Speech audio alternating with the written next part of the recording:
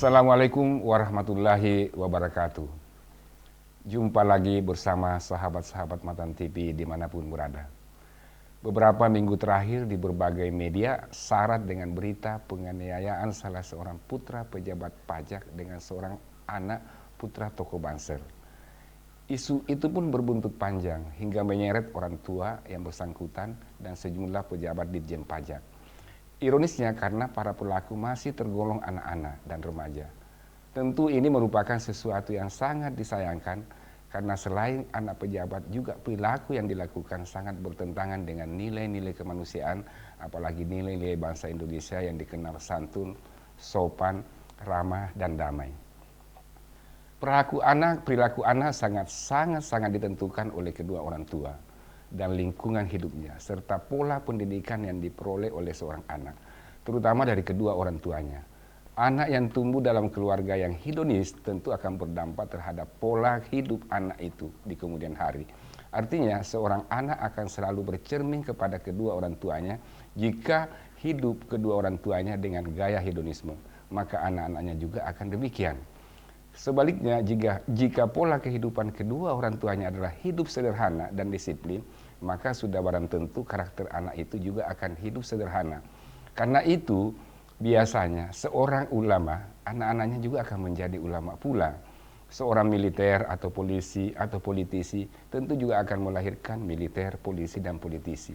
Anak presiden biasanya juga akan menjadi presiden, dan begitulah selanjutnya. Begitu juga dalam hal radikalisme dan terorisme. Jika orang tuanya radikal dan fundamentalis, juga pasti anak-anaknya juga akan demikian. Karena itu dalam teori rekrutmen, biasanya seorang teroris menjadi seorang teroris karena hubungan kekeluargaan, ayah atau paman atau sepupu, atau karena guru, atau karena lingkungan sekitarnya. Semuanya ikut berpengaruh untuk membentuk karakter seorang anak. Di era modern ini, terutama di era digitalisasi, semua level masyarakat mulai dari anak-anak, remaja, dewasa, dan orang tua memiliki akses yang sama ke media sosial. Sehingga siapapun sangat rentan terhadap pengaruh-pengaruh yang berkembang di media sosial. Apakah pengaruh gaya hidup yang hedonis atau gaya hidup kekerasan, serta gaya hidup yang ekstrim dan radikal. Karena itu tidak mengherankan jika kemajuan teknologi ini juga banyak memberi dampak negatif terhadap kehidupan masyarakat kita, sehingga hampir setiap hari kita disuguhi berita-berita yang tidak menyenangkan, mulai dari penganiayaan, pembunuhan, penipuan, pencurian, dan berbagai jenis perilaku yang sangat bertentangan dengan nilai-nilai masyarakat kita bangsa Indonesia dan umat yang beragama. Fenomena seperti ini bukan saja memprihatinkan kita, tetapi sesungguhnya akan menyuburkan paham-paham yang bertentangan dengan ideologi kita bangsa Indonesia, seperti terorisme, radikalisme, khilafaisme, dan lain-lain. Oleh karena itu, menjadi tanggung jawab kita semuanya bagaimana memperbaiki ekosistem pembinaan masyarakat dan keluarga agar generasi-generasi muda kita tidak terlibat di dalam tindakan-tindakan yang anarkis yang bertentangan dengan nilai-nilai budaya kita. Ada beberapa hal yang perlu menjadi perhatian kita di tengah-tengah tantangan saat ini. Pertama, menghadirkan agama sebagai kompas dalam kehidupan. Agama adalah pedoman yang diturunkan oleh Allah kepada umat manusia untuk kebahagiaan dunia dan akhirat. Agama bukan saja mengandung aspek ibadah, tetapi juga aspek kehidupan sosial dan kekeluargaan.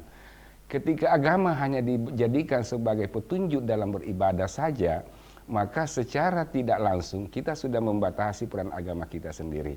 Padahal fungsi agama itu adalah bagaimana memastikan bahwa kehidupan setiap orang, apakah secara pribadi atau keluarga, berjalan dengan baik dan sesuai dengan nilai-nilai kemanusiaan.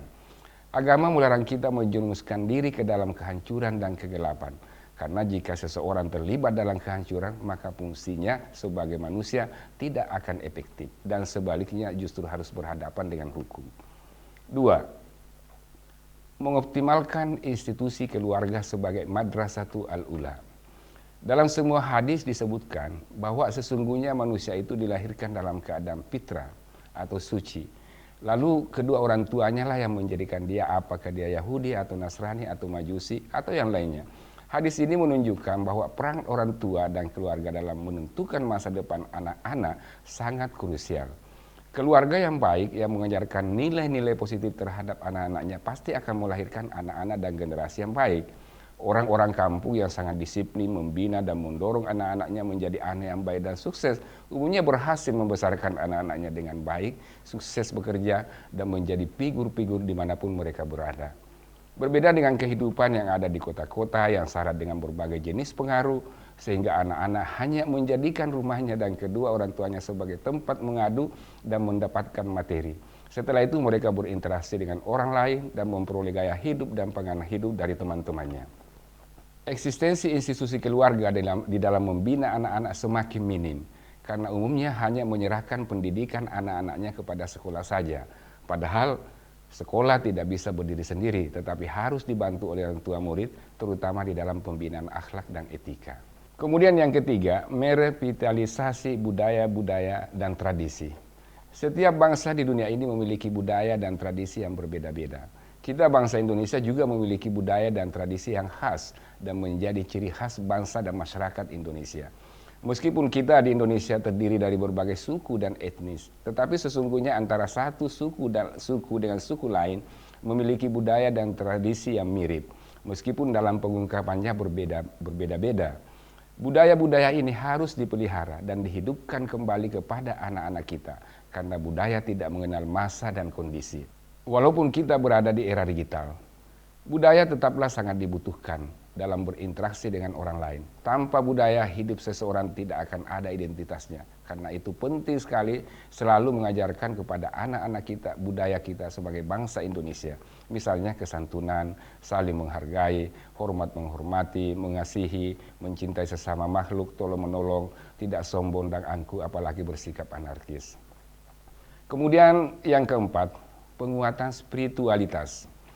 Manusia terdiri dari jasmani dan rohani. Kedua unsur ini memiliki kebutuhan masing-masing yang harus dipenuhi agar kehidupan kita selalu seimbang. Jika hanya memenuhi kebutuhan materi saja dan mengabaikan sisi rohani, maka kehidupan kita akan melulu memikirkan materi. Seakan-akan tujuan hidup hanya materi saja, sehingga semua kegiatan dan pikiran hanya terfokus pada materi saja. Bagi orang materialistik, segala sesuatu diukur dengan materi. Tanpa materi, sesuatu itu tidak ada artinya. Akibatnya, melihat dan memandang orang lain hanya dari sisi materinya. Jika orang berduit, pasti akan dihargai dan dihormati. Dan sebaliknya, jika tidak punya materi, tidak akan dihargai dan tidak dipandang. Disinilah biasanya masalah mulai muncul dalam diri seseorang, karena hidupnya hanya diisi dengan yang bersifat materi, seperti memberikan harta, di media sosial, tampil dengan barang-barang mewah, hidup glamor dan hura-hura. Yang paling parah jika menganggap orang lain yang tidak punya harta, tidak ada apa-apanya. Dalam Al-Quran disebutkan bahwa sesungguhnya manusia itu akan menjadi sombong dan angkuh jika merasa dirinya sudah kaya atau tidak butuh sama orang lain. Di era sekarang ini, sisi-sisi spiritualitas mulai ditinggalkan. Padahal sesungguhnya apa yang kita kejar itu hanyalah fata morgana. Sebanyak apapun harta yang Anda miliki tidak akan membuat Anda abadi selamanya. Dan semewah apapun barang-barang yang Anda miliki, masih ada orang lain yang punya lebih mewah lagi. Sebaliknya, orang-orang yang memperhatikan sisi spiritualitas pasti akan selalu merasa rendah hati, merasa berkecukupan apa yang dimilikinya, dan selalu memandang orang lain sama dengan dirinya. Tidak akan sombong dan angkuh, apalagi memandang enteng dan menghina orang lain. Fenomena-fenomena yang terjadi selama ini di tengah-tengah kita, seperti yang saya sebutkan tadi, mulai dari kekerasan, penganiayaan, pembunuhan, terorisme, radikalisme, korupsi, dan lain-lain sebagainya, adalah akibat daripada hilangnya spiritualitas dalam diri seseorang. Sehingga yang menguasai dirinya hanyalah hawa nafsu yang justru akan membinasakannya. Demikian, semoga bermanfaat bagi kita semuanya, terutama bagi masyarakat, agama, bangsa, dan negara yang kita cintai. Wassalamualaikum warahmatullahi wabarakatuh.